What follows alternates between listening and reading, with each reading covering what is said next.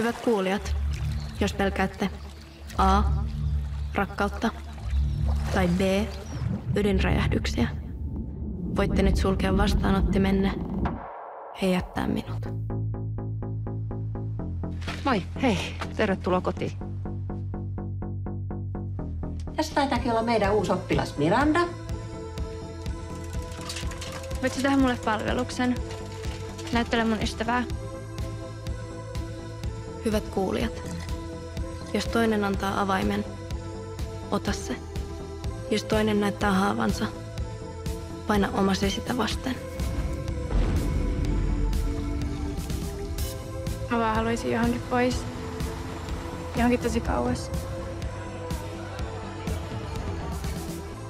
Kaikki kaverit muuttaa täältä pikkuhiljaa pois. Mä oon täällä. Et sä oot tänne jäämässä.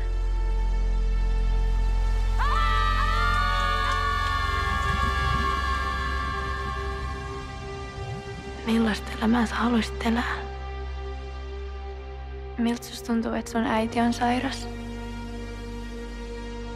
Miltä susta tuntuu, kun sä roikotat sun päätä ikkunasta?